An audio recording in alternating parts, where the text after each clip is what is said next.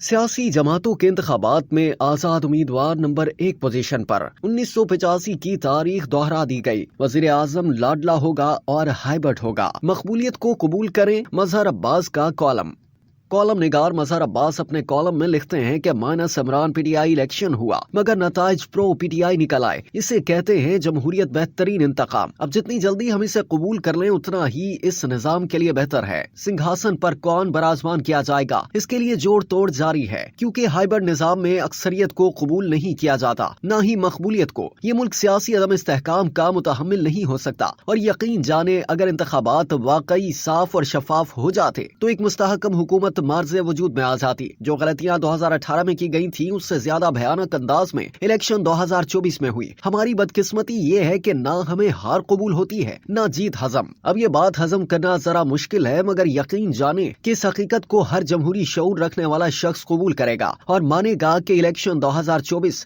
PTI के नाम रहा। वज़ीर आज़म कोई भी बन जाए, एक जमात जिसका बानी जेल में सजा काट रहा हो, इलेक्शन के लिए ना अहल हो, ना पार्टी का नाम हो, ना निशान, ना जलसा, ना जुलूस, फिर भी उसने आजाद उम्मीदवारों के जरिए इंतखाबी अमल में हिस्सा लिया। कुछ उम्मीदवार जेल में थे, कुछ अफराद लेवल प्लेइंग फील्ड तो दूर की बात, कोई लेवल ही नहीं था। फिर ऐसा क्या हुआ कि 8 फरवरी को सुबह 8 बजे से शाम 5 बजे तक मुल्क में इलेक्शन हुआ और पोलिंग के बाद सिलेक्शन। धांधली किसी को इंतखाब से बाहर करने से ही नहीं होती, किसी की जीत को हार में बदलने या कम करने से भी होती है। मगर फिर आखिर कितनी कम करते? आखिर में यह बात साबित हुई कि सबसे बड़ी जमात आजाद जमात है, जिसने पाबंदियों के बावजूद 100 के करीब सीटें हासिल कर ली और 1985 की तारीख दोहरा दी गई। यानी सियासी जमातों के इंतखाबात में आजाद उम्मीदवार नंबर 1 पोजीशन पर। तसव्वुर करें कि ये तीनों यानी बानी पीटीआई पार्टी का नाम और निशान मैदान में होते तो नताइज क्या होते। इस वक्त पीटीआई ने मरकज, केपीके और पंजाब में सेंचुरी मुकम्मल की है, जो एक बड़ा क्रेडिट है। दूसरी जमात जिसने माजी के मुकाबले में बेहतर नताइज लिए वो पीपीपी है कि सिंध में तो इसे नंबर 1 होना ही था,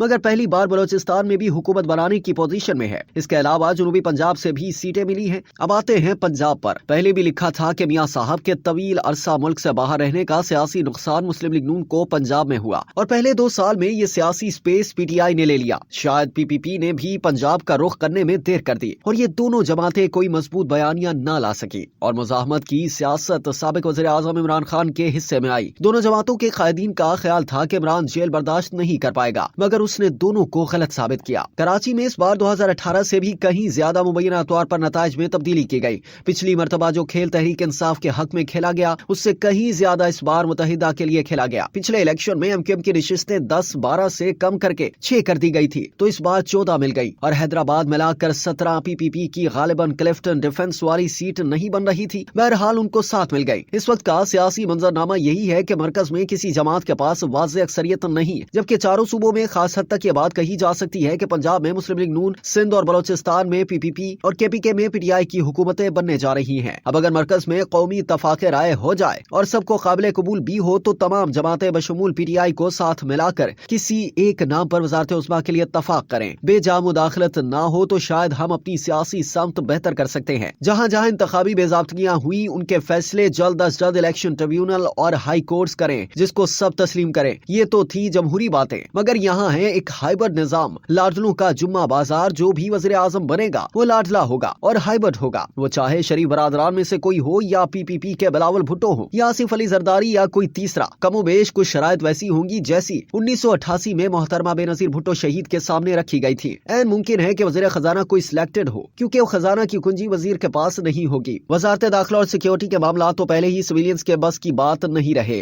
वज़ीर आला पंजाब के लिए मरीम नवाज का इंतखाब आसान फैसला नहीं, न ही अली अमीन गंडापुर का इंतखाब केपी में। बलोचिस्तान का फैसला अगर सरफराज बुगटी के हक में आता है तो उन पर बहुत भारी जिम्मेदारी आती है। सिंध में अगर पीपीपी को गैर मामूली कामयाबी मिली है तो साबिक वज़ीर आला सैयद मुराद अली शाह ही मजबूत उम्मीदवार हो सकते हैं, या फिर ऐन मुमकिन है कि फरियाल तालपुर या फिर नासिर शाह, शर्जील मेमन हो सकते हैं। पीटीआई के लिए आने वाले वक्त में अभी कई एक रुकावटें हैं। पार्टी के अंदर जमहूरियत तो खैर किसी बड़ी जमात में नहीं, मगर पीटीआई के लिए इसलिए भी मजबूत पार्टी जमहूरियत जरूरी है क्योंकि यहाँ कम अज कम अब तक खानदानी सियासत नहीं है, मगर शख्सी सियासत के अपने मनफी असरात होते हैं। और इन सवालात का जवाब खुद साबिक वज़ीर आज़म इमरान खान को तलाश करना पड़ेगा। PPP के नौजवान चेयरमैन बिलावल भुट्टो जरदारी ने लाहौर से इलेक्शन लड़कर पार्टी के लिए पंजाब में नई राहें खोली हैं, मगर मुस्लिम लीग नून के हवाले से सख्त पोजीशन लेने के बाद उनके साथ इल्हाक करने से उन्हें सियासी नुकसान होगा। आखिर में उस वोटर को शाबाश जिसने जमहूरियत का पास रखा और शऊर का बेमिसाल मुजाहरा किया। लोगों को वोट की ताकत का इस्तेमाल करना आता है। इलेक्शन 2024 से उनको भी सबक सीखना चाहिए, जो हर बार कोई प्रोजेक्ट तैयार करते हैं, पार्टियां तोड़ते हैं और फिर जोड़ते हैं। जहांगीर खान तरीन, परवेज खटक, महमूद खान हो